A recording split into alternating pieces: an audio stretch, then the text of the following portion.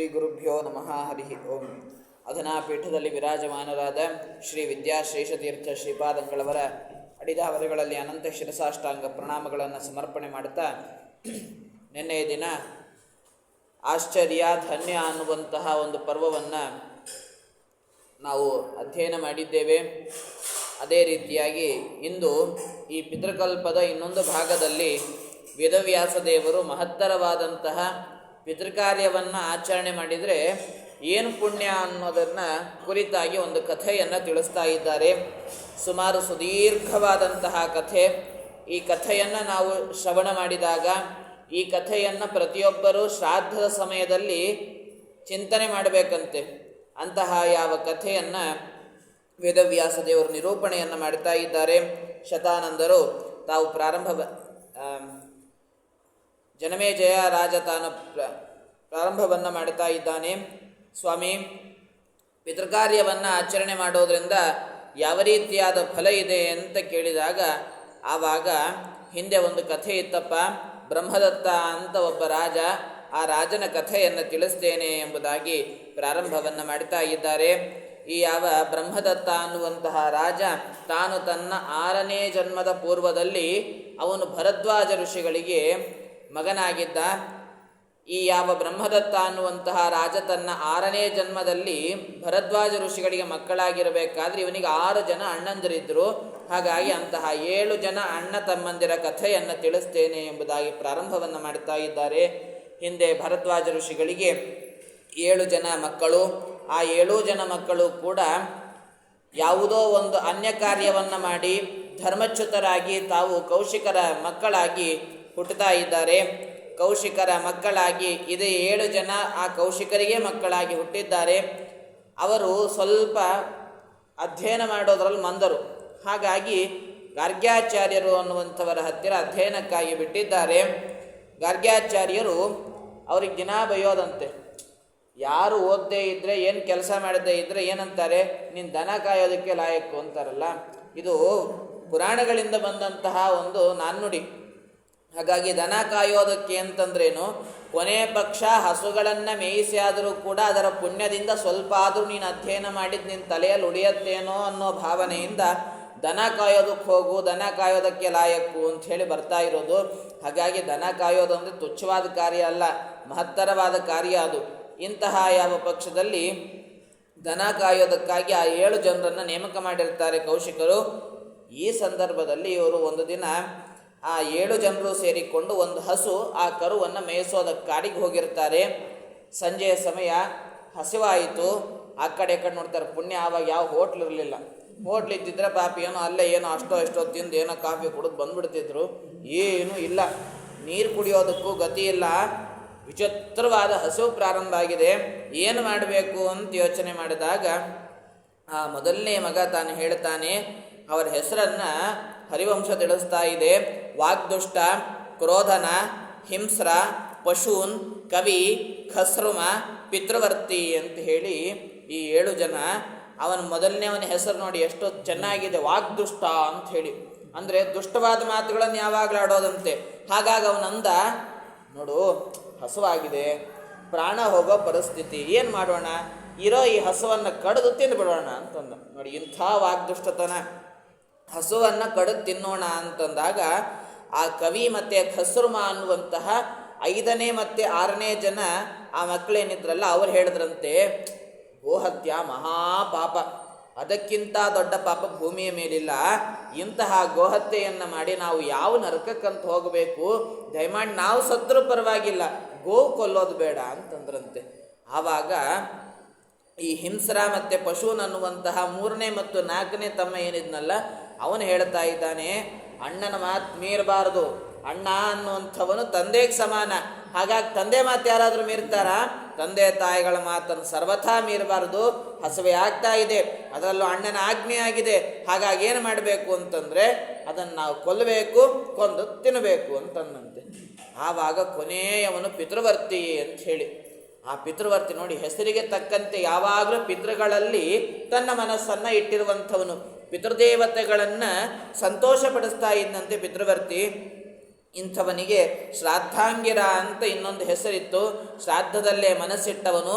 ಅವನು ಹೇಳಿದಂತೆ ಸುಮ್ಮನೆ ಕೊಂದು ತಿಂದರೆ ಪಾಪ ಬರುತ್ತೆ, ಕೊಂದು ಸುಮ್ಮನೆ ತಿನ್ನೋದಕ್ಕಿಂತ ಕೊಂದು ಪಿತೃಗಳಿಗೆ ಅರ್ಪಣೆಯನ್ನು ಮಾಡಿ ಆಮೇಲೆ ನಾವು ತಿನ್ನೋದಕ್ಕೇನು ಪಾಪ ಇಲ್ಲ ಅಂತ ಅವನನ್ನಂತೆ ಆಯಿತು ಅಂತಂದರು. ಇವರು ಕೊಂದರು, ಪಿತೃಗಳಿಗೆ ಇವಾಗ ನೈವೇದ್ಯ ಮಾಡಬೇಕು. ಹೇಗೆ ಅಂತಂದರೆ 7 ಜನ ಇದ್ದಾರೆ, ಒಬ್ಬರು ಪುರೋಹಿತರು, 5 ಜನ ಊಟಕ್ಕೆ ಬಂದಿದ್ದಾರಂತೆ. ಈಗ ನಾವು ಪೂರ್ವ ಪಂಕ್ತಿ ಕೂಡಿಸ್ತೀವಲ್ಲ, ಹಾಗೆ ಅಲ್ಲಿ ಪಿತೃಗಳ ಸ್ಥಾನದಲ್ಲಿ ಒಬ್ಬರು, ದೇವತಾ ಸ್ಥಾನದಲ್ಲಿ ಒಬ್ಬರು ಅಂತ ನಮ್ಗೆ ಪರಿಕಲ್ಪನೆ ಮಾಡ್ಕೊಂಡು ನಾವು ಅಷ್ಟೇ ಮಾಡ್ತೀವಿ. ಆದರೆ ಅಲ್ಲಿ 5 ಜನಕ್ಕೆ ಅವಕಾಶ ಇದೆ ಅಂತೆ. ಪಿತೃಸ್ಥಾನದಲ್ಲಿ 3 ಜನ, ವಿಶ್ವೇ ದೇವತೆಗಳ ಸ್ಥಾನದಲ್ಲಿ 2, ಇದು 5 ಆಯಿತು. ಪಿತೃಸ್ಥಾನದಲ್ಲಿ 2, ವಿಶ್ವೇ ದೇವತೆಗಳ ಸ್ಥಾನದಲ್ಲಿ 2 ಅಂದರೆ 4 ಆಯಿತು. ಈ ವಿಶ್ವೇ ದೇವತೆಗಳ ಸ್ಥಾನದಲ್ಲಿ 2, ಪಿತೃಗಳ ಸ್ಥಾನದಲ್ಲಿ 1 ಅಂತಂದರೆ 3 ಆಯಿತು. ವಿಶ್ವೇ ದೇವತೆ ಸ್ಥಾನದಲ್ಲಿ 1, ಪಿತೃಗಳ ಸ್ಥಾನದಲ್ಲಿ 1, 2 ಆಯಿತು. ಹಾಗಾಗಿ 1, 5, 4, 3, 2 ಮತ್ತು 1ಕ್ಕೆ ಬರೋ ಹಾಗಿಲ್ಲ, 6ಕ್ಕೆ ಏರೋ ಹಾಗಿಲ್ಲ. ನಾವು ಎಷ್ಟು ಅನುಕೂಲ ಮಾಡಿಕೊಟ್ಟಿದೆ ಅಷ್ಟು. ಹಾಗಾಗಿ 5 ಜನಕ್ಕೆ ಅವಕಾಶ ಇದೆಯಲ್ಲ, 5 ಜನರು ಕೂಡ 3 ಜನ ಪಿತೃಸ್ಥಾನದಲ್ಲಿ ಕೂತ್ರಂತೆ, 2 ದೇವತಾ ಸ್ಥಾನದಲ್ಲಿ ಕೂತರು. ಈಗ ಇವರಿಬ್ಬರು ಕೂತಿದ್ದಾರೆ, ಆಯಿತು. ಈಗ ಇಲ್ಲಿ 5 ಜನ ಆಯಿತು.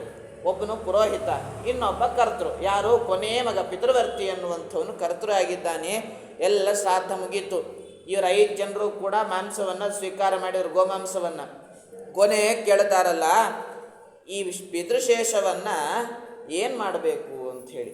ಆವಾಗ ಆ ಪುರೋಹಿತರು, ಆ ಕೂತಂಥವ್ರು ಹೇಳ್ತಾರೆ, ಇಷ್ಟೈ ಸಹ ಭುಂಜತ, ನಿಮಗೆ ಯಾರು ಇಷ್ಟ ಇದ್ದಾರಲ್ಲ ಅವ್ರ ಜೊತೆ ಕೂತು ನೀವು ಅದನ್ನು ಭಕ್ಷಣೆ ಮಾಡಿರಿ ಅಂಥೇಳಿ ಹೇಳಿದ ಕಾರಣಕ್ಕಾಗಿ ಪುರೋಹಿತರನ್ನು ಕೇಳಿದ್ರಂತೆ, ಆಚಾರ್ಯ ನೀವು ಪಿತೃಶೇಷ ತಗೋತೀರಾ ಅಂತಂದು. ನಮ್ಮನ್ನ ಯಾರಾದರೂ ಕೇಳಿದ್ರೆ ನಾವು ಯಾರೂ ತಗೊಳ್ಳಲ್ಲ. ಆದರೆ ಮಾಂಸದ ಅಪೇಕ್ಷೆಯಿಂದ ಮಾಡಿದ ಈ ಶ್ರಾದ್ದಕ್ಕೆ ಪುರೋಹಿತರಂದ್ರಂತೆ, ನಾನು ಕೂಡ ತಗೋತೀನಪ್ಪ, ನನಗೂ ಹಾಕು ಅಂಥೇಳಿ. ಹೀಗೆ 7 ಜನರು ಕೂಡ ಆ ಗೋಮಾಂಸವನ್ನು ಇಷ್ಟು ಚಾಣಾಕ್ಷತನದಿಂದ ಅವ್ರು ಸ್ವೀಕಾರ ಮಾಡಿದ್ರು ಅಂತ ನೋಡ್ರಿ. ನಮಗೆ ಯಾರೋ ನಿನ್ನೆ ಪ್ರಶ್ನೆ ಕೇಳಿದರು, ಪಿತೃಶೇಷ, ಆ ಪಿತೃಶೇಷದ ಬಗ್ಗೆ ಸ್ವಲ್ಪ ವಿಚಾರವನ್ನು ಹೇಳ್ರಿ ಅಂತ ಹೇಳಿ.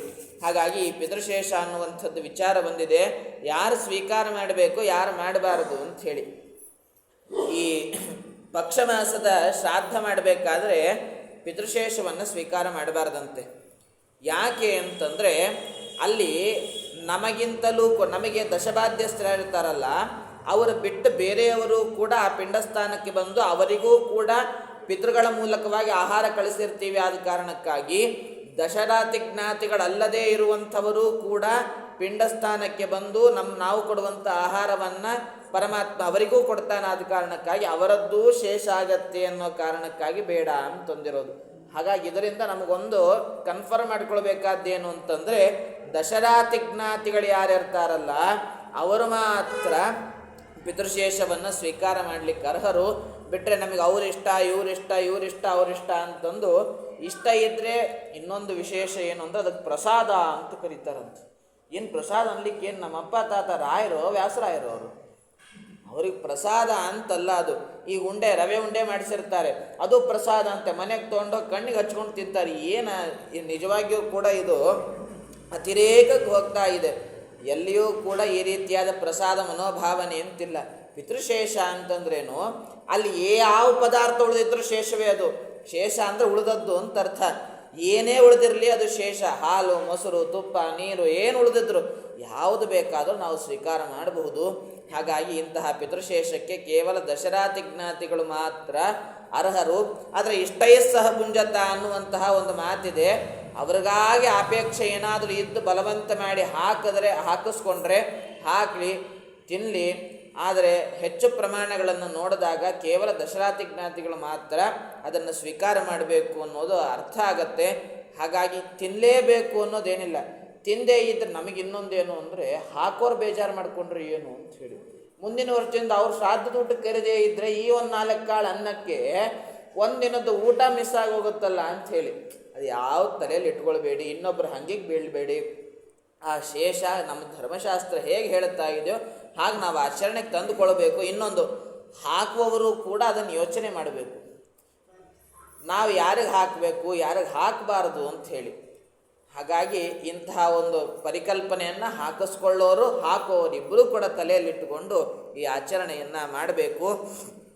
ಹೀಗೆ ಈ ಪಿತೃಶೇಷವನ್ನು ಮುಖಾಂತರವಾಗಿ ಅವರಿಬ್ಬರೂ ಕೂಡ ಪುರೋಹಿತರು ಮಾಡಿದ ಕರ್ತೃ ತಾನು ಕೂಡ ಮಾಂಸವನ್ನು ಭಕ್ಷಣೆ ಮಾಡಿದ್ದಾರೆ. 7 ಜನರು ಕೂಡ ಮಾಂಸದ ಭಕ್ಷಣೆ ಮಾಡಿದ್ರು. ಮನೆಗೆ ಬರಬೇಕಾದ್ರೆ ಬರೇ ಒಂದು ಕರು ತಂದರು. ಕರು ತಂದಾಗ ಕೌಶಿಕರು ಕೇಳಿದ್ರಂತೆ, ಎಲ್ಲಪ್ಪ ಹಸು ಅಂತಂದರೆ, ನೋಡಿ ಮಾಡಿರೋ ಪಾಪ ಬೇರೆ, ಅದಕ್ಕೆ ಮತ್ತೆ ಸುಳ್ಳಿನ ಸರಣಿ.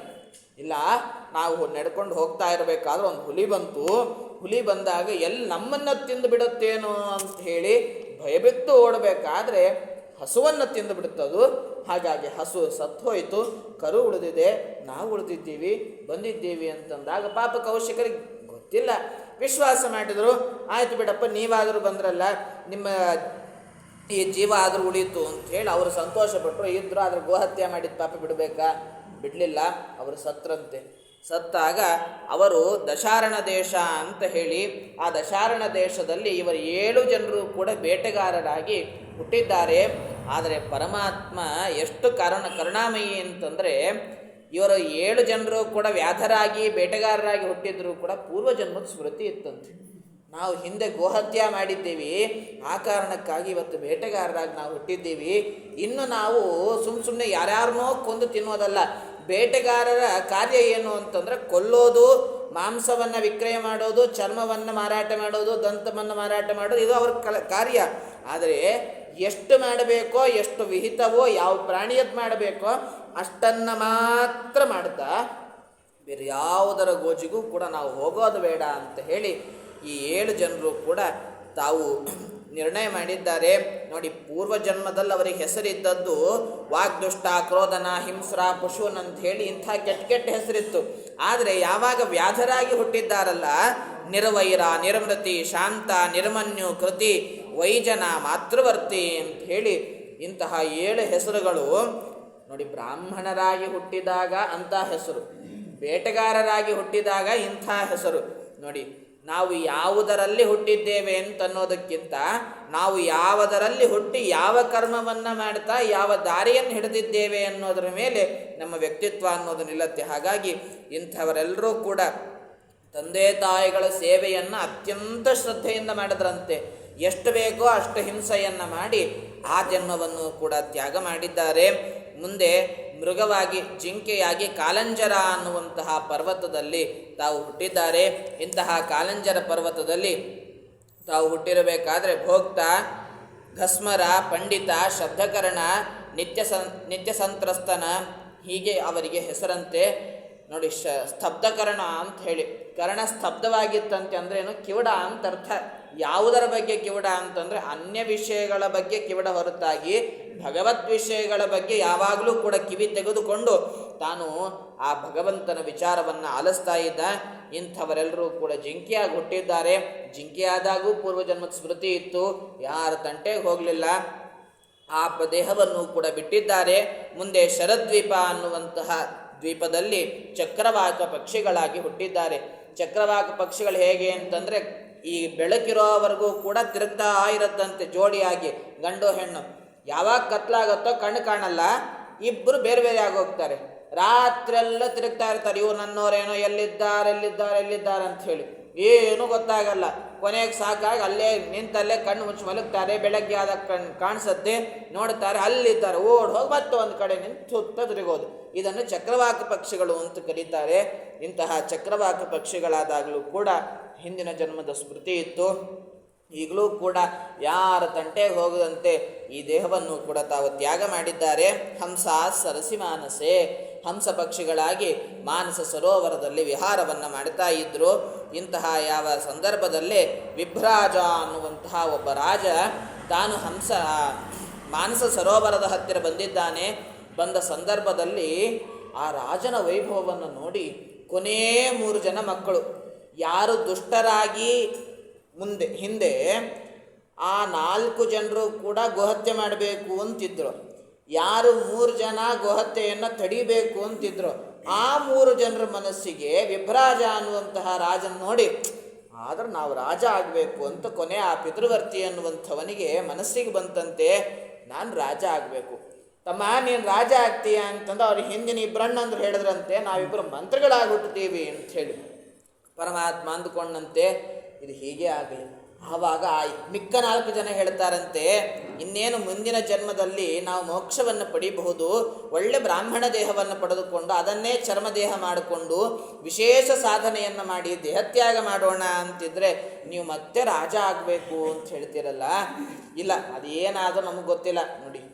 ಅಂತ್ಯ ಸಮಯ ಬಂದಾಗ ವಿನಾಶಕಾಲೇ ವಿಪರೀತ ಬುದ್ಧಿ ಅಂತ ಹೇಳ್ತಾರೆ. ಹಾಗಾಗಿ ನಿಮ್ಮದು ಅಂತ್ಯಕಾಲ ಅನ್ನುವಂಥದ್ದು ಬರ್ತಾ ಇದೆ. ಅದು ಯಾವ ರೀತಿಯಾದರೂ ಆಗಿರಬಹುದು, ಪರಮಾತ್ಮನ ಇಚ್ಛೆ ಹೀಗೇ ಇದೆಯೇನೋ, ಆಯಿತು ಬಿಡು ಅಂತ ಹೇಳಿ ಅವರು ಆ ದೇಹವನ್ನು ಕೂಡ ತ್ಯಾಗ ಮಾಡಿ 4 ಜನರು ಕುರುಕ್ಷೇತ್ರದಲ್ಲಿ ಬ್ರಾಹ್ಮಣರಾಗಿ ಹುಟ್ಟಿದ್ದಾರೆ. ಮೊದಲನೇ 4 ಜನ ಬ್ರಾಹ್ಮಣ ವೇದಪಾರಗಾಹ, 4 ವೇದಗಳಲ್ಲಿ ಅತ್ಯಂತ ಪ್ರಾವೀಣ್ಯತೆಯನ್ನು ತಾವು ಸಂಪಾದನೆ ಮಾಡಿಕೊಂಡಿದ್ದಾರಂತೆ. ಇಂತಹ ಯಾವ ಬ್ರಾಹ್ಮಣರಾಗಿ ಹುಟ್ಟಿರುವ ಆ 4 ಜನರು ಕೂಡ ಒಂದು ದಿನ ನಿರ್ಣಯ ಮಾಡಿದರು, ಈ ಯಾವ ದೇಹದಲ್ಲಿ ಎಷ್ಟು ಸಾಧನೆ ಮಾಡಿದ್ರೂ ಕೂಡ ಇದೇ ಸಂಸಾರ, ಇದೇ 4 ಜನ ಮಕ್ಕಳ ಮಧ್ಯೆ ನಿಂತು ಸಂಸಾರದಲ್ಲಿ ಸಾಧನೆ ಅನ್ನುವಂಥದ್ದು ಶೂನ್ಯ ಆಗತ್ತೆ. ಸಂಸಾರವನ್ನು ತ್ಯಾಗ ಮಾಡಿದ ಸಾಧನೆ ಅತ್ಯಂತ ಫಲದಾಯಕ ಅಂತ ಗೊತ್ತಿದೆ. ಹಾಗಾಗಿ ಮಂಚ ಬಾರದು ಮಡದಿ ಬಾರಳು, ಕಂಚು ಕನ್ನಡಿ ಬಾರದು, ಸಂಚಿತಾರ್ಥದ ದ್ರವ್ಯ ಬಾರದು, ಮುಂಚೆ ಮಾಡಿರಿ ಧರ್ಮವ, ಅರ್ಥವ್ಯಾರಿಗೆ ಪುತ್ರರ್ಯಾರಿಗೆ ಮಿತ್ರ ಬಾಂಧವರ್ಯಾರಿಗೆ, ಕರ್ತೃಯಮನು ತಾನೆಳೆದು ವೈವಾಗ ಅರ್ಥಪುತ್ರರು ಕಾಯುವರೇ. ಗೋವಿಂದ ನಮೋ ಗೋವಿಂದ, ನಮೋ ಗೋವಿಂದ ನಾರಾಯಣ, ಗೋವರ್ಧನ ಗಿರಿಯ ನೆತ್ತಿದ ಗೋವಿಂದ ನಮ್ಮನ್ನು ರಕ್ಷಿಸೋ. ಯಾರ ಜೊತೆಗೆ ಬರ್ತಾರೆ? ನಾವು ಬಂದದ್ದು ಒಬ್ಬರೇ, ಹೋಗಬೇಕಾದರೂ ಒಬ್ಬರೇ. ಮೈಮೇಲಿನ ಆ ಯಾವ ಪದಾರ್ಥವನ್ನು ಬಿಡದಂತೆ ಬರೆಮೈಯಲ್ಲಿ ಸುಟ್ಟು ಹಾಕ್ತಾರೆ. ಯಾರು ಗೊತ್ತಾ? ಯಾರನ್ನು 9 ತಿಂಗಳು ಹೆತ್ತು ಹೊತ್ತು ಸಾಕಿ ಬೆಳೆಸಿರ್ತೀವೋ ಅದೇ ಮಗನೇ ನಮ್ಮನ್ನು ಮಲಗಿಸಿ ಚಿತೆ ಮೇಲೆ ಮಲಗಿಸಿ ಅವನೇ ಅಗ್ನಿಸ್ಪರ್ಶ ಮಾಡಿ ಸುಡ್ತಾನೆ. ಇದು ಸಂಸಾರ ಅಂತಂದ್ರೆ. ಇಂತಹ ಸಂಸಾರವನ್ನು ನೆಚ್ಚಿಕೊಳ್ಳಿಕ್ಕೆ ಹೋಗಬೇಡ. ಯಾವ ಹೆಂಡತಿ ಜೊತೆಗೆ ಬರಲ್ಲ, ಯಾವ ಮಕ್ಕಳು ಬರೋದಿಲ್ಲ. ಇದ್ದಾಗೆ ಹೆಂಡತಿ ನಿನ್ನನ್ನು ನೋಡ್ಕೊಳ್ಳೋದು ಅಷ್ಟರಲ್ಲೇ ಇದೆ. ತಂದು ಬಂದರೆ ತನ್ನ ಪುರುಷಗೆ ಹಸಿದು ಬಳಲಿದೆ ಎನ್ವಳು, ಒಂದು ದಿನದಲ್ಲಿ ತಾರದಿದ್ದರೆ ಹಂದಿನಾಯಾಗಿ ಬೊಗಳವಳು, ಪ್ರಾಣದಲ್ಲವೇ ತನ್ನ ಪುರುಷನ ಕಾಣದೆ ನಿಲ್ಲಲಾರಳು, ಪ್ರಾಣ ಹೋಗಲು ಮುಟ್ಟಲಂಜುವಳು, ಜಾಣೆ ಕರೆದರೆ ಬಾರಳು, ದಿಟ್ಟತನದಲ್ಲಿ ಪಟ್ಟವಾಳಿದ ದಿಟ್ಟ ದಿತಿ ಜರ ಸೀಳಿದ, ಮುಟ್ಟಿ ಭಜಿಸಿರೋ ಸಿರಿ ಪುರಂದರ ವಿಠಲೇಶನ ಪಾದವ. ಗೋವಿಂದ ನಮೋ ಗೋವಿಂದ ನಮೋ ಗೋವಿಂದ ನಾರಾಯಣ, ಗೋವರ್ಧನ ಗಿರಿಯ ನೆತ್ತಿದ ಗೋವಿಂದ ನಮ್ಮನ್ನು ರಕ್ಷಿಸು. ಆ ಹೆಂಡತಿ ಗಂಡ ಏನಾದರೂ ಕೆಲಸ ಮಾಡ್ತಿದ್ರೆ ಓಹೋ ನನ್ನ ಗಂಡ ಅಂತ ಹೊರಗಡೆ ಹೇಳ್ಕೊಂಡು ತಿರುಗ್ತಾಳೆ. ಅದೇ ಮನೆಯಲ್ಲಿ 3 ಹೊತ್ತು ಕೂತಿದ್ದು ನನ್ನ ಗಂಡ ಎಷ್ಟು ಕುಡಿದ್ರೂ ಕಾಫಿ ಸಾಕಾಗ್ತಿಲ್ಲ, ಮನೆಯಲ್ಲಿ ಸುಮ್ಮನೆ ಲೀಟ್ರ್ ಗಟ್ಟಲೆ ಹಾಲೊಂದು ವೇಸ್ಟ್ ಆಗ್ತಾ ಇದೆ, ನನ್ನ ಗಂಡ ಇದ್ದು ಒಂದೇ ಇಲ್ದಿದ್ರು ಒಂದೇ ಅಂತ ಅದೇ ಹೆಂಡತಿ ಬೈಕೊಳ್ತಾಳಂತೆ. ಹಾಗಾಗಿ ಇಂತಹ ಸಂಸಾರ ಕೇವಲ ದುಡ್ಡಿಗಾಗಿ ನೋಡುವಂತಹ ಹೆಂಡತಿ ಮಕ್ಕಳು ಇವರನ್ನೆಲ್ಲ ಇಟ್ಟುಕೊಂಡು ಸಾಧನೆ ಎನ್ನುವಂಥದ್ದು ಅದು ಸಾಧ್ಯವೇ ಆಗೋದಿಲ್ಲ. ಹಾಗಾಗಿ ಈ ಸಂಸಾರವನ್ನು ಬಿಟ್ಟು ಬಂದು ನಾವು ಸಾಧನೆಗೆ ಒಳಗಾದರೆ ನಿಜವಾದ ಸಾಧನೆಯಿಂದ ಪರಮಾತ್ಮ ಒಲಿತಾನೆ. ಇದನ್ನೆಲ್ಲರೂ ನಾವು ಇಟ್ಕೊಳ್ಳಿಕ್ಕೆ ಹೋಗಬಾರ್ದು. ಅಯ್ಯೋ ಆಚಾರ್ಯ ಹೇಳಿದ್ರಪ್ಪ ಇವತ್ತು ಪುರಾಣದಲ್ಲಿ ನಾವು ಸನ್ಯಾಸ ತಗೋತೀವಿ ಅಂತ, ಮತ್ತು ನೀವೆಲ್ಲರೂ ಯಾರನ್ನು ಮಠ ಸ್ವಾಮಿಗಳ ಮುಂದೆ ಹೋದ್ರಿ. ಇದೆಲ್ಲ ನೋಡಿ, ಸಂಸಾರ ಸನ್ಯಾಸ ಅನ್ನುವಂಥದ್ದಕ್ಕೆ ವ್ಯತ್ಯಾಸ ಏನು? ಸನ್ಯಾಸ ಅಂತಂದರೆ ಎಲ್ಲವನ್ನ ಸಮಸ್ತವನ್ನು ಪರಮಾತ್ಮನಲ್ಲಿ ನ್ಯಾಸ ಮಾಡಿಬಿಡೋದಂತೆ. ಸ್ವಾಮಿ ನಂದಲ್ವೋ ಇದು, ನೀ ಹೇಗಿಟ್ಟಿರ್ತೀಯೋ ಹಾಗಿರ್ತೀನಿ, ಇದು ಸನ್ಯಾಸ ಅಂತಂದರೆ. ಇಟ್ಟಾಂಗೆ ಇರುವೇನೋ ಹರಿಯೇ ಎನ್ನ ದೊರೆಯೇ, ಸೃಷ್ಟಿಗೊಂದಿತ ಪಾದ ಪದುಮ ಶ್ರೀ ಹರಿಯೇ, ಇಟ್ಟಾಂಗೆ ಇರುವೇನೋ ಹರಿಯೇ. ಪರಮಾತ್ಮ ಅವನ ಕಾರುಣ್ಯದಿಂದ ಇಷ್ಟಿಟ್ಟಿದ್ದಾನಲ್ಲ, ಇದು ಅವನು ಕೊಟ್ಟದ್ದು, ಇದರಲ್ಲಿ ನಾನು ಸಂತೃಪ್ತಿ ಹೊಂದುತ್ತೇನೆ, ಯಾವುದರ ಬಗ್ಗೆ ಕಂಪ್ಲೇಂಟ್ ಮಾಡೋದಿಲ್ಲ. ಇದರಲ್ಲಿ ನಾವು ಸಂಸಾರದಲ್ಲಿದ್ದುಕೊಂಡು ಯಾವುದನ್ನು ಮೈಗೆ ಹಚ್ಚಿಕೊಳ್ಳದಂತೆ, ಯಾವುದನ್ನು ಅತಿಯಾಗಿ ಅಪೇಕ್ಷೆ ಪಡದಂತೆ ಪರಮಾತ್ಮ ಏನು ಯಾವ ಕಾಲದಲ್ಲಿ ಎಷ್ಟು ಕೊಡ್ತಾನೋ ಅಷ್ಟರಲ್ಲಿ ಸಂತೃಪ್ತಿಯನ್ನು ಪಡುವಂಥದ್ದಕ್ಕೆ ಸನ್ಯಾಸ ಅಂತ ಕರೀತಾರಪ್ಪ. ಹಾಗಾಗಿ ಇಂತಹ ಸನ್ಯಾಸವನ್ನು ನಾವು ಈ ಕಲಿಯುಗದ ಜನರು ಸಂಸಾರದಲ್ಲಿದ್ದುಕೊಂಡು ಇಂತಹ ಸನ್ಯಾಸವನ್ನು ಆಚರಣೆ ಮಾಡಿ ನಾವು ಮೋಕ್ಷಕ್ಕೆ ಹೋಗಬೇಕು. ಆದರೆ ಇದು ಆಗಿನ ಕಾಲದಲ್ಲಿ ಅವರ ಮನಸ್ಸಿಗೆ ಆ ರೀತಿಯಾಗಿ ಬಂದಿತ್ತು. ಹಾಗಾಗಿ ಅವರು ಹೇಳಿದ್ರಂತೆ, ಅಪ್ಪ ನಾವಿನ್ನು ಸನ್ಯಾಸ ತಗೊಂಡು ಹೋಗ್ತೀವಿ ಅಂತ 4 ಜನರು ಹೇಳಿದಾಗ ಅವರ ಅಪ್ಪ ಕೇಳಿದ್ನಂತೆ, ಒಳ್ಳೆ ಕೈಗೆ ಬಂದ ಮಕ್ಕಳು ನೀವು ಸನ್ಯಾಸ ತಗೊಂಡು ಹೋದರೆ ನಮ್ಮ ಗತಿ ಏನಪ್ಪ? ಯಾರಾದರೂ ಒಬ್ಬರು ಸನ್ಯಾಸ ತೊಗೊಂಡ್ರೆ 3 ಜನ ಇದ್ದಾರೆ, 3 ಜನ ತೊಗೊಂಡ್ರೆ ಕೊನೆಗೆ ಒಬ್ಬನಾದರೂ ಇದ್ದ ನಮ್ಮ ನೋಡ್ಕೊಳ್ಳೋದಕ್ಕೆ ಅಂಥೇಳಿ ನಾವು ಮಕ್ಕಳನ್ನ ಯಾಕೆ ಪಡಿತೀವಿ ಅಂತಂದ್ರೆ ಅಂತ್ಯಕಾಲದಲ್ಲಿ ನೀವು ನಮಗೆ ಭುಜಕ್ಕೆ ಭುಜಾಗಿ ನಿಂತುಕೊಂಡು ನಮಗೆ ಸಹಾಯ ಮಾಡ್ತೀರಾ ಅಂಥೇಳಿ ಇಂತಹ ಮಕ್ಕಳೇ ಇಲ್ಲದೆ ಇದ್ದಾಗ ಇಂತಹ ಮಕ್ಕಳನ್ನ ಯಾಕೆ ಪಡಿಬೇಕು ಅಂಥೇಳಿ ಬೇಸರ ಪಟ್ಟಾಗ ಆ ಮಕ್ಕಳು ಹೇಳ್ತಾರಂತೆ, ನೀನು ಚಿಂತೆ ಮಾಡಬೇಡ, ನಿನ್ನ ಇಡೀ ಜೀವನಕ್ಕೆ ನಾವೊಂದು ವ್ಯವಸ್ಥೆ ಮಾಡಿಯೇ ಸನ್ಯಾಸ ತಗೋತೀವಿ. ಏನು ವ್ಯವಸ್ಥೆ ಮಾಡ್ತೀರಾ ಅಂತಂದರೆ, ಈ ದೇಶದ ರಾಜ ಇದ್ದಾನಲ್ಲ, ಆ ರಾಜನ ಮುಂದೆ ನಾವು 2 ಶ್ಲೋಕ ಹೇಳ್ಕೊಡ್ತೀವಿ. ಆ ಶ್ಲೋಕ ಹೇಳ್ಕೊಡ್ತೀವಲ್ಲ, ಅವನು ಮುಂದೆ ಹೋಗಿ ಅಂದ್ಬಿಡು. ಅಂದಾಗ ನಿನ್ನ ಇಡೀ ಜೀವನಕ್ಕೇನು ವ್ಯವಸ್ಥೆ ಮಾಡಬೇಕೋ ಆ ಎಲ್ಲ ವ್ಯವಸ್ಥೆಯನ್ನು ತಾನು ಮಾಡ್ತಾನೆ ಅಂತ ಹೇಳಿ. ಸಪ್ತವ್ಯಾಧದಶಾರಣೇಶೋ ಮೃಗಾಕಾಲಂಜರೇ ಗಿರೋ ಚಕ್ರವಾಕಾಶರದ್ವೀಪೆ ಹಂಸಾ ಸರಸಿ ಮಾನಸೆ ತೇಭಿಜಾತ ಕುರುಕ್ಷೇತ್ರೇ ಬ್ರಾಹ್ಮಣ ವೇದಪಾರಗಾ ಪ್ರಥಿತಾ ದೀರ್ಘಮದ್ವಾನಂ ಯೋಯಂ ಕಿಮವಸೀದತ. ಈ 2 ಶ್ಲೋಕವನ್ನು ನೀನು ಬಾಯ್ಪಾಠ ಮಾಡಿ, ನಿತ್ಯ ಬಾಯ್ಪಾಠ ಮಾಡ್ತೀರಿ. ಯಾವಾಗ ರಾಜ ಅವನ ಜೊತೆ 2 ಮಂತ್ರಿ ಇದ್ದಾಗ ಈ ಶ್ಲೋಕವನ್ನು ಅವ್ರ ಮುಂದೆ ಹೇಳಿಬಿಡು, ನಿಮ್ಗೆ ವಿಶೇಷವಾದ ಬಹುಮಾನ ಕೊಡ್ತಾನೆ ಅಂತ ಹೇಳಿದ್ರು.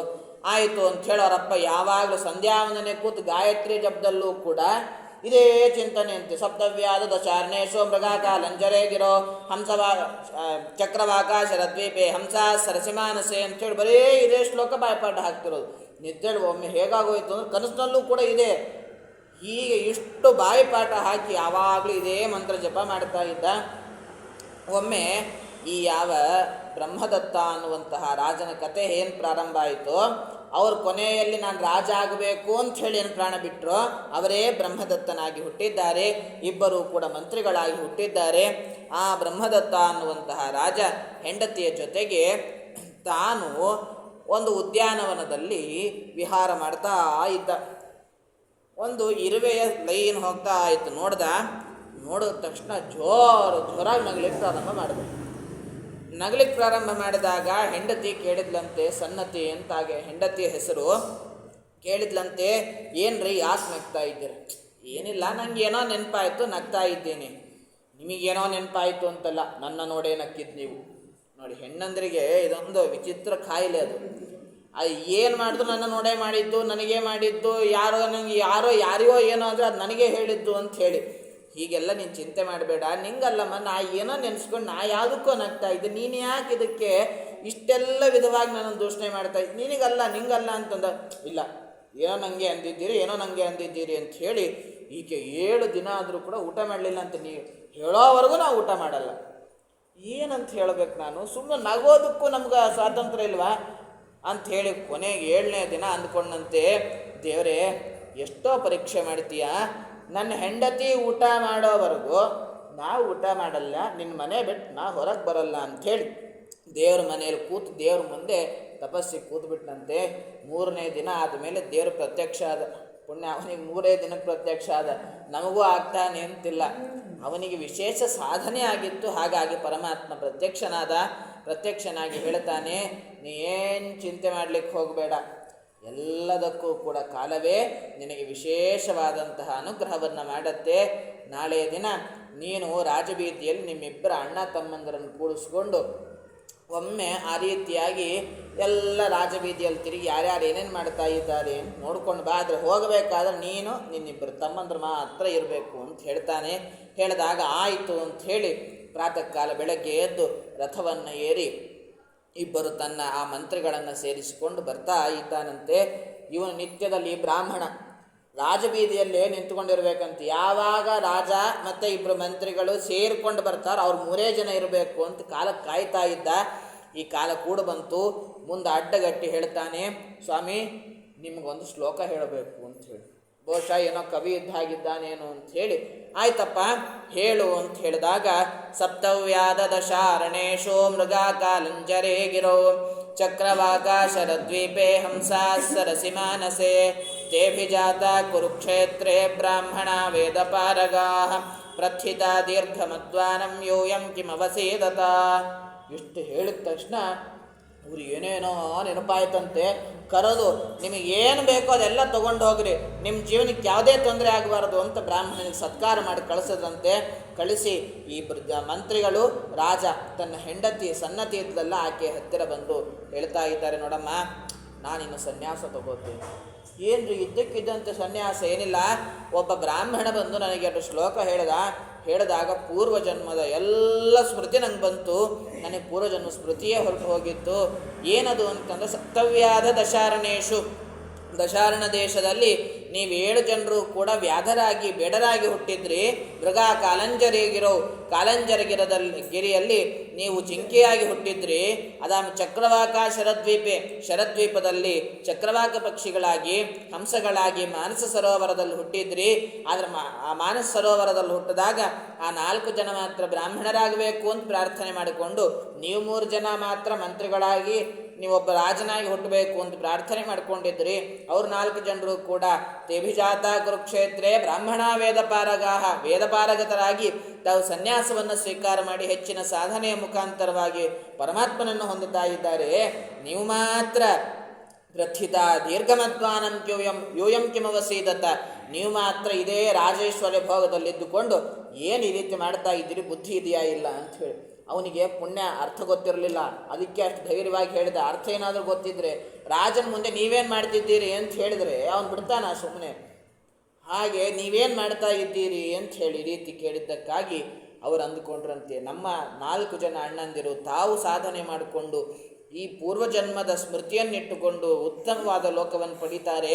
ನಾವು ಮಾತ್ರ ಕೇವಲ ಹಣ ಹಣ ಹಣ ದುಡ್ಡು ರಾಜೇಶ್ವರ್ಯ ರಾಜಭೋಗ ಅಂತಿಟ್ಟುಕೊಂಡು ಕೇವಲ ಇದೇ ಭೋಗೈಶ್ವರ್ಯದಲ್ಲಿ ಜೀವನ ಕಳೀತಾ ಇದ್ದೀವಿ. ಬೇಡ, ಇನ್ನಾದರೂ ಕೂಡ ನಾವು ಈ ರಾಜಭೋಗ ಐಶ್ವರ್ಯಗಳನ್ನು ಬಿಟ್ಟು ಸನ್ಯಾಸ ಸ್ವೀಕಾರ ಮಾಡಿ ಸಾಧನೆಯನ್ನು ಮಾಡೋಣ ಅಂತ ಹೇಳಿ ತಾವು ಹೊರಟಿದ್ದೇವೆ ಅಂತ ಹೇಳಿ ಸನ್ನತಿಯ ಮುಂದೆ ಬಂದು ಹೇಳಿದಾಗ, ಈಗ ಸನ್ನತಿ ಜೋರ ನಗಲಿಕ್ಕೆ ತಾನು ಪ್ರಾರಂಭ ಮಾಡಿದ್ಲಂತೆ. ಈಗ ನೀನು ಯಾಕೆ ನಗ್ತಿದ್ದಿ ಅದು ಹೇಳು. ಇಲ್ಲ, ಫಸ್ಟ್ ನೀ ಹೇಳಿ, ನೀನು ಯಾಕೆ ನಕ್ಕಿದ್ದು ಅಂತ ಹೇಳಿ. ಆವಾಗ ಅವನಂತಾನೆ, ನನಗೆ ಪಿಪೀಲಿಕಾ ಭಾಷೆ ಎನ್ನುವಂತಹ ಭಾಷೆ ಗೊತ್ತಿದೆ. ಇರುವೆಗಳು ಮಾತಾಡೋದನ್ನು ಕೂಡ ನಾನು ಕೇಳಿಸ್ಕೊಂಡು ಏನು ಮಾತಾಡ್ತಾ ಇದ್ದಾರೆ ಅಂತ ಅರ್ಥ ಆಗತ್ತೆ. ಅವು ಲೈನಲ್ಲಿ ಹೋಗಬೇಕಾದ್ರೆ ಹೇಳ್ತಿದ್ದಂತೆ, ಈಗ ನಾವೇನೋ ಹೋಗ್ತಾ ಇದ್ದೀವಿ, ದೊಡ್ಡ ಮನುಷ್ಯರಿದ್ದಾರೆ, ಅವರೇನಾದರೂ ನಮ್ಮ ತುಳಿದು ಬಿಟ್ಟರೆ ನಾವೆಲ್ಲಿಗೆ ಹೋಗಬೇಕು ಅಂತ ಹೇಳಿ ಅವರೆಲ್ಲರೂ ಮಾತಾಡ್ಕೊಳ್ತಾ ಇದ್ರಂತೆ. ಅದಕ್ಕಾಗಿ ನೋಡಿ ನಿಮ್ಮನ್ನೇನು ತುಳಿಯೋದಿಲ್ಲಪ್ಪ, ನೀವು ಹೋದ್ಮೇಲೆ ನಾನು ಹೋಗ್ತೀನಿ, ಇಲ್ಲದೆ ಇದ್ರೆ ನಿಮ್ಮನ್ನು ದಾಟ್ಕೊಂಡು ಹೋಗ್ತೀನಿ ಅಂತ ಹೇಳಿ ಅದಕ್ಕೆ ಮಾತಾಡಿ ಆ ರೀತಿಯಾಗಿ ಅದನ್ನು ನೋಡಿ ನಕ್ಕೆ ನಾನು ಅಷ್ಟೇ ಅಂತಂದಾಗ, ಮತ್ತೀಗ ನೀನು ಯಾಕೆ ನಕ್ಕಿದ್ದು? ನೀನು ಚಿಂತೆ ಮಾಡಬೇಡ, ನಾನು ಯಾವುದಕ್ಕೋ ನಕ್ಕದ್ದಲ್ಲ. ನೀವು ಹಿಂದೆ ಕೌಶಿಕರ ಮಕ್ಕಳಾಗಿ ಗಾರ್ಗ್ಯಾಚಾರ್ಯರ ಶಿಷ್ಯರಾಗಿರಬೇಕಾದರೆ ನೀವು ಏನು ಹಸುವನ್ನು ಓಡಿಸ್ಕೊಂಡು ಹೋಗಿ ಆ ಹಸುವನ್ನು ಕೊಂದು ಮಾಂಸ ತಿಂದಿದ್ರಲ್ಲ, ಅದೇ ಹಸು ನಾನು. ನೀವು ನನ್ನನ್ನು ಪಿತೃದೇವತೆಗಳಿಗೆ ಅರ್ಪಣೆ ಮಾಡಿದ್ದಕ್ಕಾಗಿ ನೀವು ಮಾಡಿದ ಸತ್ಕಾರ್ಯ, ನೀವು ಮಾಡಿದ್ದು ಕೆಟ್ಟ ಕಾರ್ಯವೇ ಆಗಿದ್ದರೂ ಕೂಡ ಪಿತೃಗಳನ್ನು ಉದ್ದೇಶ ಮಾಡಿಕೊಂಡು ನೀವು ಆ ಕಾರ್ಯವನ್ನು ಮಾಡಿದ ಕಾರಣಕ್ಕಾಗಿ ಪಿತೃಗಳ ಅನುಗ್ರಹದಿಂದ, ವಸುರುದ್ರ ಆದಿತ್ಯರಿಂದ, ಅದೇ ರೀತಿಯಾಗಿ ಪ್ರದ್ಯುಮ್ನ ಸಂಕರ್ಷಣ ವಾಸುದೇವ ರೂಪಿಯಾದ ಪರಮಾತ್ಮನ ಅನುಗ್ರಹದಿಂದ ನಿಮಗೆಲ್ಲರಿಗೂ ಕೂಡ ಪೂರ್ವಜನ್ಮದ ಸ್ಮೃತಿ ಇತ್ತು, ಸಾಧನೆಗೆ ಮಾರ್ಗ ಸಿಕ್ತು. ನೀವು 3 ಜನ ಮಾತ್ರ ದಾರಿ ತಪ್ಪಿದ್ರಿ. ಅದರಲ್ಲೂ ನೀನು ಬ್ರಹ್ಮದತ್ತ ಪಿತೃವರ್ತಿ ಮಾತೃವರ್ತಿ ಅಂತಾಗಿದ್ದಿ. ನೀನು ಪಿತೃಗಳ ಸೇವೆಯನ್ನು ಮಹತ್ತರವಾಗಿ ಮಾಡಿದ್ದೀಯ. ಹಾಗಾಗಿ ನಿನಗೆ ವಿಶೇಷವಾಗಿ ಅನುಗ್ರಹ ಮಾಡಲಿ ಅಂಥೇಳಿ ಪರಮಾತ್ಮ ನನಗೆ ಆಜ್ಞೆಯನ್ನು ಮಾಡಿ, ಅದೇ ನಾನು ನಿನ್ನ ಹೆಂಡತಿಯಾಗಿ ಹುಟ್ಟಿದ್ದೇನೆ, ನೀನು ಈಗ ಸಾಧನೆಯನ್ನು ಮಾಡಿಕೊಳ್ಳೋದಕ್ಕೆ ಸನ್ಯಾಸ ತಗೋಬೇಕು ಅಂದ್ಕೊಂಡಿದ್ದೀಯಲ್ಲ, ನಿನಗೆ ವಿಶೇಷವಾದ ಮಂಗಲ ಪರಮಾತ್ಮ ಕೊಡ್ತಾನೆ, ಹೋಗಿ ವಿಶೇಷ ಸಾಧನೆಯನ್ನು ಮಾಡಿಕೊ ಅಂತ ಹೇಳಿ ಸನ್ನತಿ ಹೇಳಿದ್ದಾಳೆ. ನೋಡಿ, ಪಿತೃಕಾರ್ಯವನ್ನು ಮಾಡೋದ್ರಿಂದ ಎಷ್ಟು ವಿಧವಾದ ಪುಣ್ಯ ಇದೆ. ಆದರೆ ನಾವೆಲ್ಲ ಏನು ತಿಳಿಬೇಕು ಅಂತಂದರೆ, ಅಯ್ಯೋ ನಾವು ಕೂಡ ಹೋಟ್ಲಲ್ಲಿ ತಿನ್ನಬಾರ್ದು ಅಂತಾರ್ರಿ. ಶ್ರಾದ್ದದ ದಿನ ಪಿತೃಗಳಿಗೆ ಅರ್ಪಣೆ ಮಾಡಿ ಮಸಾಲೆ ದೋಸೆ, ಇಡ್ಲಿ, ವಡ ಎಲ್ಲ ಮಾಡ್ಕೊಳ್ತಿದ್ರು. ಏನು ತಪ್ಪಿದೆ? ಯಾಕೆ? ಇವರು ಮಾಡಿದ್ದಾರಲ್ಲ, ನಾವು ಅದೇ ರೀತಿ ಮಾಡೋಣ, ಬಂದು ಬ್ರಾಹ್ಮಣರಿಗೂ ಹಾಕೋಣ, ಉಳಿದದ್ದು ಏನು ಮಾಡಬೇಕು ಅಂತ ಕೇಳಿದಾಗ ಇಷ್ಟ ಗುಂಜತ ಅಂತ ಹೇಳ್ತಾರೆ. ದೊಡ್ಡ ದೊಡ್ಡ ಮಸಾಲೆ ದೋಸೆ ಅದೆಲ್ಲ ತಂದು ನಾವು ತಿಂದ್ರಾಯಿತು ಅಂತ. ಅದರ ಅರ್ಥ ಅದಲ್ಲ. ಹಾಗಾದರೆ ಗೋಹತ್ಯೆಗಿಂತಲೂ ಕೂಡ ಪಿತೃಕಾರ್ಯ ದೊಡ್ಡದು ಅಂತಾಯಿತು. ಆದರೆ ಜಗತ್ತಿನಲ್ಲಿ ಗೋಹತ್ಯೆಗಿಂತಲೂ ದೊಡ್ಡ ಪಾಪ ಇಲ್ಲ, ಅದನ್ನು ಯಾರು ಕ್ಷಮಿಸೋದಕ್ಕೆ ಸಾಧ್ಯವೇ ಇಲ್ಲ ಅಂತ ಹೇಳ್ತಾರೆ. ಗೋವನ್ನೇನಾದರೂ ಒಮ್ಮೆ ಹೊಡೆದ್ರೆ ಗೋವಿನ ಮೇಲೆ ಎಷ್ಟು ರೋಮ ಇರುತ್ತಲ್ಲ ಅಷ್ಟು 1000 ವರ್ಷಗಳ ಕಾಲ ನರಕದಲ್ಲಿ ವಾಸ ಅಂತಿದೆ. ಹೊಡೆದ್ರೇ ಅಂಥ ಪಾಪ ಅಂದರೆ ಕೊಂದರೆ ಇನ್ನೆಷ್ಟು ಪಾಪ ಇರ್ಬೋದು, ಬ್ರಾಹ್ಮಣರಾಗಿ ಗೋಮಾಂಸವನ್ನು ತಿಂದರೆ ಇನ್ನೆಷ್ಟು ಪಾಪ ಇರಬಹುದು. ಹಾಗಾಗಿ ಇದರ ಬಗ್ಗೆ ಎಲ್ಲ ಯೋಚನೆ ಮಾಡಿದಾಗ ನಮಗೆ ಯಾಕೋ ಇನ್ನು ಭವಿಷ್ಯೋತ್ತರ ಪುರಾಣದಲ್ಲಿ ಶ್ರೀನಿವಾಸ ಮಹಾತ್ಮೆಯಲ್ಲಿ ಆ ಗೋವನ್ನು ಹೊಡಿಲಿಕ್ಕೆ ಬಂದ ಆ ಯಾವ ಗೊಲ್ಲನನ್ನು ಪರಮಾತ್ಮ ನಾಶನೆ ಮಾಡಿಬಿಟ್ನಂತೆ.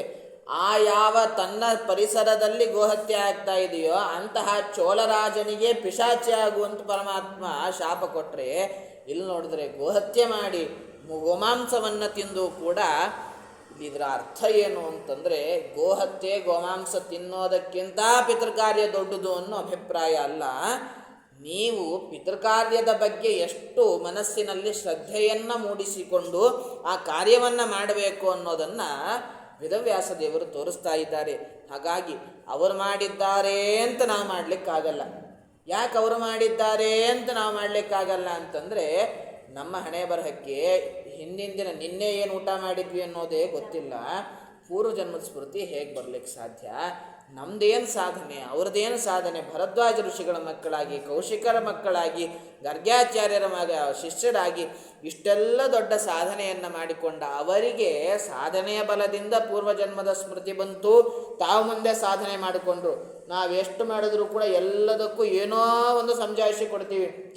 ಇಲ್ಲ ನಂಗೆ ಶುಗರ್ ಇತ್ತು ಅದಕ್ಕಾಗಿ ಹೋಟ್ಲಲ್ಲಿ ತಿಂದರೆ, ಇಲ್ಲದೇ ಇದ್ದರೆ ನಾ ಯಾಕೆ ಹೋಟ್ಲಲ್ಲಿ ತಿಂತಾ ಇದ್ದೆ, ನಾನು ಸಾಧ್ಯವೂ ತಿಂತಾ ಇರಲಿಲ್ಲ ಅಂತ ನಾವು ಏನೋ ಒಂದು ಮಾಡಿದರೂ ಕೂಡ ಎಲ್ಲ ತಪ್ಪಿಗೆ ಏನೋ ಒಂದು ಕಾರಣ ಕೊಡ್ತೀವಿ.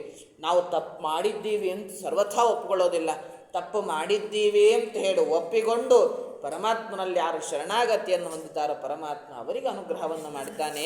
ಹಾಗಾಗಿ ಈ ಕಥೆಯ ಮುಖಾಂತರವಾಗಿ ನಾವು ತಿಳಿಬೇಕಾದ್ದೇನು ಅಂತಂದರೆ ಪಿತೃಕಾರ್ಯ ಅನ್ನುವಂಥದ್ದು ಸರ್ವ ಸಂಪತ್ತನ್ನು ಕೊಡುವಂಥದ್ದು, ಸರ್ವ ಸಂಪತ್ ಪ್ರದಾಯಕವಾದದ್ದು, ಸರ್ವ ಆಪನ್ನಿವಾರಕವಾದದ್ದು, ಎಲ್ಲ ಸಮಯದಲ್ಲಿಯೂ ಕೂಡ ಭಗವದ್ಜ್ಞಾನವನ್ನು ಕೊಟ್ಟು ಕಾಪಾಡುವಂತಹ ಯಾವ ಪಿತೃಕಾರ್ಯದ ಬಗ್ಗೆ ನಾವು ಇಷ್ಟು ತಲೆಯಲ್ಲಿ ವಿಚಾರವನ್ನಿಟ್ಟುಕೊಂಡು ಆ ಪಿತೃಕಾರ್ಯವನ್ನು ಆಚರಣೆ ಮಾಡಿದಾಗ ಪರಮಾತ್ಮ ತಾನು ವಿಶೇಷವಾದ ಅನುಗ್ರಹವನ್ನು ಮಾಡ್ತಾನೆ. ಪಿತೃಗಳು ಕೂಡ ತಾವು ತೃಪ್ತರಾಗ್ತಾರೆ ಅನ್ನುವ ತತ್ವವನ್ನು ನಾವು ಅರ್ಥ ಮಾಡಿಕೊಳ್ಬೇಕು. ಹಾಗಾಗಿ ಇಂತಹ ಶ್ರಾದ್ದ ಅನ್ನೋದಕ್ಕೆ ಶ್ರದ್ಧೆಯಾ ಧೀಯತೆ ಇದೆ ಶ್ರಾದ್ದಂ, ಶ್ರದ್ಧೆಯಿಂದ ಮಾಡುವಂತಹ ಕಾರ್ಯ ಇದು. ಹಾಗಾಗಿ ಅಶ್ರದ್ಧೆಯನ್ನು ತೋರಿಸಿದಂತೆ ಭಗವತ್ ಕಾರ್ಯ ಇದು. ಪಿತೃಗಳಿಗೆ, ನಮ್ಮ ಚಿರಪಿತೃಗಳಿಗೆ, ಹಾಗೆ ಗತಿಸಿ ಹೋದಂತಹ ನಮ್ಮ ಪೂರ್ವಜರಿಗೆ ಮಾಡುವಂತಹ ಕಾರ್ಯ, ಅವರಿಗೆ ಅನ್ನ ಸಿಗಲಿ ಎನ್ನುವ ಉದ್ದೇಶದಿಂದ ಮಾಡುವ ಈ ಕಾರ್ಯದಿಂದ ಅವರೆಲ್ಲರೂ ಕೂಡ ವಿಶೇಷವಾದ ಲೋಕವನ್ನು ಸದ್ಗತಿಯನ್ನು ಪಡೀಲಿ ಎನ್ನುವ ಉದ್ದೇಶದಿಂದ ಈ ಕಾರ್ಯವನ್ನು ಆಚರಣೆ ಮಾಡಬೇಕು ಅನ್ನೋದು ವೇದವ್ಯಾಸ ದೇವರ ಅಭಿಪ್ರಾಯ. ಹೀಗೆ ಈ ಶ್ರಾದ್ದ ಕಲ್ಪ, ಪಿತೃಕಲ್ಪ ಅನ್ನುವಂಥದ್ದರ ಬಗ್ಗೆ ತಿಳಿಸ್ತಾ ಇದ್ದಾರೆ. ಈ ರೀತಿಯಾಗಿ ಬ್ರಹ್ಮದತ್ತ ರಾಜ ತಾನು ಹೇಗೆ ಸಾಧನೆಯನ್ನು ಮಾಡಿಕೊಂಡು ಮೋಕ್ಷವನ್ನು ಪಡೆದ್ನೋ ಆ ರೀತಿಯಾದ ಮೋಕ್ಷ ಸಾಧನೆಯನ್ನು, ಮೋಕ್ಷ ಮಾರ್ಗವನ್ನು ನಾವೆಲ್ಲರೂ ಕೂಡ ಪಡಿಬೇಕು ಅನ್ನೋ ತತ್ವವನ್ನು ತಾವು ತಿಳಿಸ್ತಾ ಇದ್ದಾರೆ. ಅದೇ ರೀತಿಯಾಗಿ ಮುಂದೆ ಶಮಂತಕೋಪಾಖ್ಯಾನ ಅಂತ ಹೇಳಿ ನಾವು ಹೇಗೆ ಮಹಾಭಾರತದಲ್ಲಿ ಈ ಕಥೆಯನ್ನು ಕೇಳ್ತೀವಿ, ಶ್ರೀಮದ್ ಭಾಗವತದಲ್ಲಿ ಹೇಗೆ ಕಥೆಯನ್ನು ಕೇಳುತ್ತೇವೋ ಅದೇ ಶಮಂತಕೋಪಾಖ್ಯಾನವನ್ನು ಮತ್ತೆ ಹರಿವಂಶದಲ್ಲಿ ತಾವು ತಿಳಿಸ್ತಾ ಇದ್ದಾರೆ. ಶಮಂತಕಮಣಿ ಸತ್ರಾಜಿತ ರಾಜ ತಾನು ಸೂರ್ಯನನ್ನು ವಿಶೇಷವಾಗಿ ಉಪಾಸನೆಯನ್ನು ಮಾಡಿ ಪಡೆದುಕೊಂಡಿದ್ದಾನೆ. 12 ಭಾರದಷ್ಟು ಬಂಗಾರವನ್ನು ನಿತ್ಯ ಕೊಡ್ತಾ ಇತ್ತಂತೆ. ಇಂತಹ ಯಾವ ಆ ಶಮಂತಕಮಣಿಯನ್ನು ನೋಡಿದ ಪರಮಾತ್ಮ ಬೇಕು ಅಂತ ಕೇಳಿದ. ಇವನು ಕೊಡಲ್ಲ ಅಂತಂದ, ವಾಪಸ್ ಬಂದ. ಅವನು ಮಲ್ಕೊಂಡ, ಇವನು ಮಲ್ಕೊಂಡ. ಬೆಳಗ್ಗೆ ಎದ್ದು ಪೂಜೆಗೆ ಬರ್ತಾನೆ, ಶಮಂತಕಮಣಿ ಇಲ್ಲ. ಯಾರು ಕದ್ದಿರಬಹುದು? ಅವನು ಅಂದ್ಕೊಂಡ ನಿನ್ನೆ ಕೃಷ್ಣ ಬಂದಿದ್ದ, ಕೇಳ್ದ, ಇವತ್ತಿಲ್ಲ. ಅದರಲ್ಲೋ ನಮ್ಮ ಕೃಷ್ಣನೋ ಕಳ್ಳ ಕೃಷ್ಣನೆನ್ನುತ್ತಾರೆ, ಬಂದೇನೆಂದು ಬೇಗ ಬೇಗ ತಿನ್ನುತ್ತಾರೆ. ಗಲ್ಲ ಕಚ್ಚಿ ಕಚ್ಚಿಯನ್ನ ಹಲ್ಲು ಬಾಯಿ ನೊಯ್ಯುತ್ತಿದೆ. ಹೀಗೆ ನನ್ನ ಕೃಷ್ಣ ಅಂತಂದರೆ ಕಳ್ಳ ಕೃಷ್ಣನೇ. ಹೀಗೆ ಆ ಪರಮಾತ್ಮನ ಬಗ್ಗೆ ಎಲ್ಲೂ ಸಲ್ಲದೆ ಇರೋ ಅಪವಾದ ಇದೆ. ಕೃಷ್ಣ ಬಂದು ಕೇಳಿದ್ದಾನೆ ಅಂದರೆ ಗ್ಯಾರಂಟಿ ಎಲ್ಲೋ ಕಳ್ತನ ಆದರೂ ಕೂಡ ಕೃಷ್ಣ ಇದ್ದಾನ, ಅವನೇ ಕದ್ದಿರೋದು ಅಂತ ಹೇಳಿ ಹೀಗೆ ನನ್ನ ಬಗ್ಗೆ ಅಪವಾದ. ಇನ್ನು ಇವ್ರ ಮನೆಗೆ ಬಂದು ಕೇಳಿದಾಗ ಮರುದಿನ ಇಲ್ಲ ಅಂತಂದ್ರೆ ನನ್ನ ಮೇಲೆ ಅಪವಾದ ಇಲ್ಲದೆ ಇರೋ ಆಗುತ್ತಾ? ನನ್ನ ಮೇಲೆ ಅಪವಾದ ಬರುತ್ತೆ ಅಂತ ಪರಮಾತ್ಮನಿಗೆ ಗೊತ್ತಿದೆ. ಅವನು ಕೂಡ ಅಪವಾದವನ್ನು ಕೃಷ್ಣನ ಮೇಲೆ ಹಾಕಿದ. ಎಲ್ಲ ಕಡೆಗೆ ಹೇಳಿದಂತೆ ಕೃಷ್ಣ ನನ್ನ ಮನೆಯಲ್ಲಿರೋ ಶಮಂತಕಮಣಿಯನ್ನು ಕದ್ದು ಬಿಟ್ಟ ಅಂತ ಹೇಳಿ. ಕೃಷ್ಣ ಅಂದ್ಕೊಂಡ ಅಪವಾದವನ್ನು ಇದ್ದಾಗಲೇ ಕಳ್ಕೊಳ್ಬೇಕಂತೆ. ಸತ್ತ ಮೇಲೆ ಅಪವಾದ ಕಳ್ಕೊಳ್ಳಿಕ್ಕಾಗಲ್ಲ. ಅಪವಾದ ಇಟ್ಟುಕೊಂಡು ಸಾಯಬಾರದಂತೆ. ಯಾಕೆ ಅಂದರೆ ಸತ್ತ ಕಳ್ಳ ಸತ್ತ ಅಂತ ಹೇಳ್ತಾರೆ ಹೊರತಾಗಿ ಅವನು ನಿಜವಾಗಿಯೂ ಕೂಡ ಕಳ್ಳ ಅಲ್ಲದೇ ಇದ್ದರೆ ಅವನು ಅಪವಾದದಿಂದಲೇ ಸಾಯುವಂತಹ ಪ್ರಸಂಗ. ಹಾಗಾಗಿ ಇದ್ದಾಗ ಅಪವಾದವನ್ನು ಕಳ್ಕೊಳ್ಬೇಕು. ಅದಕ್ಕಾಗಿ ಪರಮಾತ್ಮ ತಾನು ನಿರ್ಣಯ ಮಾಡಿದ ಯಾರು ಕದ್ದಿದ್ದಾರೆ ಅಂತ ಹೇಳಿ. ಇವನು CID ಡಿಟೆಕ್ಟಿವ್ ಆದ ನೋಡ್ತಾನೆ, ಯಾರು ಆ ಮನೆಗೆ ಬಂದಂತೆ ನೋಡ್ದ, ಯಾರ್ದೋ ಕಾಲು ಹೆಜ್ಜೆ ಕಾಣಿಸ್ತು, ಫಿಂಗರ್ ಪ್ರಿಂಟ್ ಕಾಣಿಸ್ತು. ನೋಡಿ, ಪರಮಾತ್ಮನಿಗೆ ಅವನಿಗೆ ಗೊತ್ತಿಲ್ಲದೆ ಇರೋದೇನಿಲ್ಲ, ಎಲ್ಲರಲ್ಲಿ ನಿಂತು ಕಾರ್ಯ ಮಾಡಿಸಿದ್ದೆ ತಾನು. ಆದರೂ ಕೂಡ ಜಗತ್ತಿಗೊಂದು ನಾಟಕ, ಜಗತ್ತಿಗೆ ತನ್ನದೊಂದು ಲೀಲೆಯನ್ನು ತೋರಿಸೋದಕ್ಕಾಗಿ ಪರಮಾತ್ಮ ಈ ರೀತಿಯಾಗಿ ಮಾಡ್ತಾ ಇದ್ದಾನೆ. ಆ ಕಾಲಿನ ಹೆಜ್ಜೆ ಗುರುತನ್ನು ಹಿಡ್ಕೊಂಡು ಬಂದ, ಕಾಡು ಒಳಗೆ ಹೋಗ್ತಾ ಇದೆ. ಕಾಡು ಒಳಗೆ ನೋಡ್ದ, ಅಲ್ಲಿ ಪ್ರಸೇನ ಅನ್ನುವಂಥವನು ಸತ್ತು ಬಿದ್ದಿದ್ದಾನೆ. ಯಾರವನು ಅಂದರೆ ಈ ಸತ್ರಾಜಿತ ರಾಜನ ತಮ್ಮ. ಅವನು ಸತ್ತು ಬಿದ್ದಿದ್ದಾನೆ. ಪಕ್ಕದಲ್ಲೇ ಸಿಂಹದ ಹೆಜ್ಜೆ ಗುರುತು, ಅದನ್ನು ಹಿಂಬಾಲಿಸ್ಕೊಂಡು ಹೋದ, ಸಿಂಹ ಸತ್ತು ಬಿದ್ದಿದೆ. ಪಕ್ಕದಲ್ಲಿ ಒಂದು ಕರಡಿಯ ಹೆಜ್ಜೆ ಗುರುತು, ಅದನ್ನು ಹಿಂಬಾಲಿಸ್ಕೊಂಡು ಹೋದ. ಒಂದು ಗುಹೆ ಹತ್ತಿರ ನಿಂತಿದೆ. ಗುಹೆ ಒಳಗೆ ಹೋದ್ನಂತೆ. ಹೋಗಬೇಕಾದ್ರೆ ಅವನೊಬ್ಬನೇ ಹೋಗಲಿಲ್ಲ ರೀ, ಹೋಗಬೇಕಾದ್ರೆ ತನ್ನ ಸೇನೆಯನ್ನು, ಯಾದವರನ್ನು, ಬಲರಾಮನನ್ನು ಕರ್ಕೊಂಡೇ ಹೋಗಿದ್ನಂತೆ. ಯಾಕೆ? ಇವನೆಲ್ಲೋ ಕಾಡಿನಲ್ಲಿ ಹೋಗೋದು, ತನ್ನ ಜೇಬಲ್ಲಿರೋ ಶಮಂತಕ ಮಣಿ ಕೈಯಲ್ಲಿ ಹಿಡ್ಕೊಳ್ಳೋದು, ಬರಬೇಕಾದ್ರೆ ನೋಡ್ರಿ ಸಿಕ್ತು ಅಂತಂದ್ರೆ ಯಾರೂ ನಂಬಲ್ಲ. ಹಾಗಾಗಿ ಯಾರೋ ತಗೊಂಡಿದ್ದಾರೆ, ಅವರನ್ನು ಹಿಡ್ಕೊಂಡೇ ಬರಬೇಕು ಅಂಥೇಳಿ ಎಲ್ಲರ ಸಮ್ಮುಖದಲ್ಲಿ ಯಾರು ಕಳ್ಳ ಅಂತ ಇಡೀ ಜಗತ್ತಿಗೆ ಗೊತ್ತಾಗಲಿ ಅಂತ ಎಲ್ಲರನ್ನು ಕರ್ಕೊಂಡು ಹೋಗಿದ್ದ. ಆವಾಗ ಅಂದ ಶ್ರೀಕೃಷ್ಣ, ಬರ್ರಿ ಎಲ್ಲರೂ ಕೂಡ ಗುಹೆ ಒಳಗೆ ಹೋಗೋಣ ಅಂತಂದರೆ, ಅಪವಾದ ಬಂದಿದ್ದು ನಿನಗೆ, ನೀನು ಬೇಕಾದ್ರೆ ಹೋಗು, ನಾವಿಲ್ಲೇ ಹೊರಗಡೆ ಕಾಯ್ತೀವಿ, ಒಳಗೆ ಬರೋದಿಲ್ಲ ಅಂತಂದಾಗ ಆಯಿತು ಇಲ್ಲೇ ಕಾಯ್ತಾ ಇರ್ರಿ ಅಂಥೇಳಿ ಎಲ್ಲರೂ ಹೊರಗಡೆ ಕಾಯ್ತಾ ಇದ್ದಾರೆ. 12-13 ದಿನ ಆದರೂ ಶ್ರೀಕೃಷ್ಣ ಬರಲಿಲ್ಲ. ಅಂದುಕೊಂಡ್ರಂತೆ ಕೃಷ್ಣಾರ್ಪಣಮಸ್ತು, ಹೋಗೇ ಬಿಟ್ಟಾನವನು. ಹಾಗಾಗಿ ಬಂದು ಎಲ್ಲರೂ ಕೂಡ 12ನೇ ದಿನ ವೈಕುಂಠ ಸಮಾರಾಧನೆಗೆ ರೆಡಿಯಾಗಿದ್ದರಂತೆ. ರೆಡಿ ಆದಾಗ ಬರಬೇಕಾದ್ರೆ ಒಂದು ಹೆಣ್ಣು ಕೈಯಲ್ಲಿ ಮಣಿ ಕರ್ಕೊಂಡೇ ಬಂದಾಗ ಏನಾಯಿತು ಫಸ್ಟ್ ಅದು ಹೇಳು ಅಂತ ಹೇಳಿದಾಗ ಪರಮಾತ್ಮ ಹೇಳ್ತಾನೆ, ಇಲ್ಲ ಒಳಗಡೆ ಹೋಗಿದ್ದೆ, 21 ದಿನದ ಯುದ್ಧವನ್ನು ನಾನು ಕರಡಿ ಜೊತೆಗೆ ಮಾಡಿದೆ. ಕರಡಿ ಯಾರು ಅಂತಂದರೆ 5ನೇ ಕೃತಯುಗದಲ್ಲಿ ಹುಟ್ಟಿದ ಆ ಜಾಂಬವಂತ 24ನೇ ತ್ರೇತಾಯುಗದಲ್ಲಿ ಕೃಷ್ಣಾವತಾರದಲ್ಲಿ ರಾಮಾವತಾರದಲ್ಲಿ ವಿಶೇಷ ಸೇವೆ ಮಾಡಿದ. ರಾಮಾವತಾರದ ಆ ಸೀತಾಪ್ರಸಂಗದಲ್ಲಿ ಸೀತೆಯನ್ನು ಕರೆದುಕೊಂಡು ಬರೋದಕ್ಕೆ ವಿಶೇಷ ಸೇವೆಯನ್ನು ಮಾಡಿ ನಂತರದಲ್ಲಿ ಅಯೋಧ್ಯ ಪಟ್ಟಣಕ್ಕೆ ಬಂದಾಗ ರಾಮಚಂದ್ರ ಕೇಳಿದ್ದಂತೆ, ಏನು ವರ ಬೇಕು ಅಂತ ಕೇಳಿದಾಗ, ಸ್ವಾಮಿ ನಿನ್ನ ಜೊತೆಗೆ ಯುದ್ಧ ಮಾಡಬೇಕು ಅಂತ ಕೇಳಿದಂತೆ. ಎಂಥ ಯುದ್ಧವೋ ನಿಂದು, ನಿನ್ನ ಜೊತೆಗೆ ಮಾಡಿದ್ರೆ ನಿನ್ನ ಜೊತೆಗೆ ಯುದ್ಧ ಮಾಡಬೇಕು. ಹಾಗಾಗಿ ರಾಮ ಅನ್ನಂತೆ, ಈಗ ಬೇಡ, ಮುಂದಿನ ಅವತಾರದಲ್ಲಿ ನಾನು ನಿಂಗೆ ಒಂದು ವಿಶೇಷವಾದ ಅನುಗ್ರಹ ಮಾಡ್ತೀನಿ ಅಂತ ಹೇಳಿದಾಗ 24ನೇ ತ್ರೇತಾಯುಗ 28ನೇ ದ್ವಾಪರ ಯುಗದವರೆಗೂ ಕೂಡ ಅದೇ ಗುಹೆಯಲ್ಲಿ ಕಾಯ್ತಾ ಕೂತಿದ್ದಂತೆ. ಅವನಿಗೆ ಅನುಗ್ರಹ ಮಾಡಬೇಕು ಅಂತ ಕೃಷ್ಣ ಪರಮಾತ್ಮ ತನ್ನ ಮೇಲೆ ಅಪವಾದವನ್ನು ಹೊರಿಸಿಕೊಂಡ. ಎಂಥ ಕರುಣಾಮಯ ಇರಬೇಕ್ರೆ ನಮ್ಮ ದೇವರು. ಹೀಗೆ ಆ ಪರಮಾತ್ಮ ಒಳಗೆ ಹೋದ, 21 ದಿನದ ಯುದ್ಧ ಆಡದ. ಕೊನೆಗೆ ಯಾರು ಗೆದ್ದರು? ಪಕ್ಕದಲ್ಲಿ ಹೆಣ್ಣನ್ನು ನೋಡಿ ಕೂಡ ಯಾರು ಗೆದ್ದರು ಅಂತ ಕೇಳ್ತಿರಲ್ಲ, ನಾನೇ ಗೆದ್ದಿದ್ದು, ಜಯ ಅನ್ನುವಂಥದ್ದು ನನಗೆ. ಹಾಗಾಗಿ ಹೇಗೆ ಗೆದ್ದಿ ಅಂತಂದರೆ, ನನ್ನ ನಿಜರೂಪವನ್ನು ತೋರಿಸಿದೆ.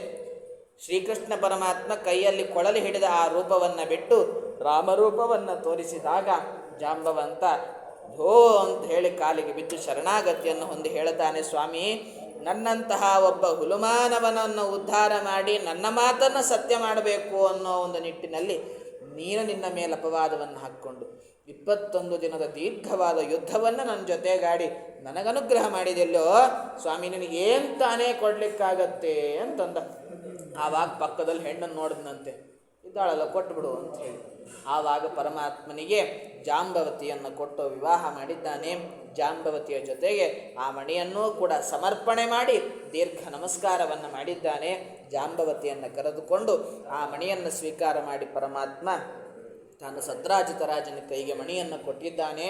ಕೊಟ್ಟಾಗ ಸತ್ರಾಜಿತ ಅನ್ನಂತೆ, ಸ್ವಾಮಿ ನೀನು ಕಳ್ಳ ಅಂತ ಹೇಳಿ ಇಡೀ ಜಗತ್ತಿನಲ್ಲಿ ಪ್ರಸಿದ್ಧಿ ಆಗೋಗಿತ್ತು, ನೀನೇ ಬಂದು ಹಿಂದಿನ ದಿನ ಕೇಳಿದ್ದಿ, ಹಾಗಾಗಿ ಬಹುಶಃ ನೀನೇ ಕಳ್ಳ ಇರಬೇಕೇನೋ ಅಂತ ನನಗೆ ನಂಬಿಕೆನೇ ಬಂದುಬಿಟ್ಟಿತ್ತಪ್ಪ. ಹಾಗಾಗಿ ತಪ್ಪಾಯ್ತು ಸ್ವಾಮಿ, ನಾ ಏನು ಮಾಡಿ ನಿನ್ನ ಕ್ಷಮಾಪಣೆಯನ್ನು ಕೇಳಬೇಕು ಅಂದರೆ ಮತ್ತೆ ಪಕ್ಕದಲ್ಲಿ ನೋಡಿದ್ನಂತೆ, ನಿನ್ನ ಮಗಳನ್ನು ಕೊಟ್ಟು ಮದುವೆ ಮಾಡು ಅಂತ ಹೇಳಿ ಸತ್ಯಭಾಮೆಯನ್ನು ಕೊಟ್ಟು ಸತ್ರಾಜಿತ ರಾಜ ತಾನು ಮದುವೆಯನ್ನು ಮಾಡ್ತಾ ಇದ್ದಾನೆ. ನೋಡಿ, ಪರಮಾತ್ಮ ತಾನು ತನ್ನ ಮೇಲೆ ಅಪವಾದ ಹಾಕ್ಕೊಂಡ ಅಂತ ಅನ್ನೋದು ನೆಪ ಮಾತ್ರ, ಆದರೆ ಆತನ ಲಾಭ ಯಾರಿಗೆ? 2 ಮದುವೆ ಮಾಡಿಕೊಂಡ ಜಾಂಬವತಿ ಹಾಗೂ ಸತ್ಯಭಾಮೆಯರನ್ನು ಲೋಕ ಕಲ್ಯಾಣಾರ್ಥವಾಗಿ ಪರಮಾತ್ಮ ಈ ರೀತಿಯಾದ ನಾಟಕವನ್ನು ತಾನು ಮಾಡ್ತಾನೆ.